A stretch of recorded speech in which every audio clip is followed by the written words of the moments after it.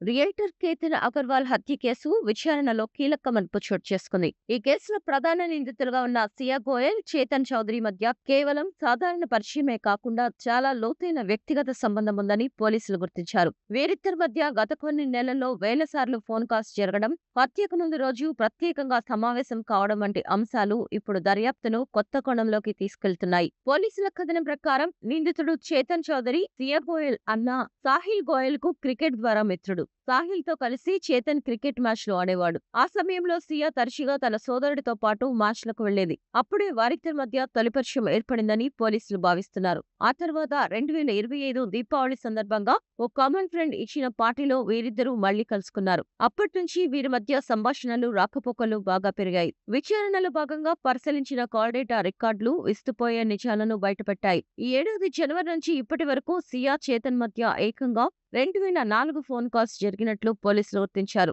ఈ కాల్స్ మొత్తం వ్యవధి దాదాపు 238 గంటలు ఉండడం వారి మధ్య ఉన్న బలమైన సంబంధాన్ని సూచిస్తోంది. ఈ నేపథ్యంలోనే నిన్న సియా సోదరుడు సాహిల్ గోయల్ కు పోలీసులు దాదాపు 10 గంటల పాటు సుదీర్ఘంగా విచారించారు. అనంతరం అతడిని ఇంటికి పంపించారు. సాహిల్ కు చేతన్ తెలుసు కాబట్టి కొన్ని విషయాలను అతనితో క్రాస్ చెక్ చేశామని పోలీస్ అధికారి పీటీఐకి తెలిపారు. సియా కుటుంబంలోని ఇతర సభ్యుల వాంగ్మూలాలను కూడా నమోదు చేసేందుకు పోలీసులు సిద్ధమవుతున్నారు. ఈ కేసులో డిజిటల్ ఆధారాలు అత్యంత కీలకంగా మారాయి. నిందితులిద్దరూ తమ ఫోన్లోని వాట్సాప్, ఇన్స్టాగ్రామ్ చాట్లతో పాటు ఇతర ఆన్లైన్ కార్యకలాపాలకు సంబంధించిన డేటాను ఉద్దేశపూర్వకంగా డిలీట్ చేసినట్లు పోలీసులు కనుగొన్నారు. లోహగఢ్ సంఘటనకు ముందు, ఆ తర్వాత కూడా ఈ సంభాషణలను తొలగించారని అధికారులు అనుమానిస్తున్నారు. కేవలం మెసేజ్లు డిలీట్ చేయడమే కాకుండా రీసైకిల్ బిన్లను కూడా ఖాళీ చేయడంతో డిలీట్ అయిన డేటాను రికవరీ చేసేందుకు ఫోరెన్సిక్ నిపుణుల సహాయం తీసుకుంటున్నారు. దర్యాప్తులో మరో కీలక విషయం వెలుగులోకి వచ్చింది. కేతన్ అగర్వాల్ హత్య జరగడానికి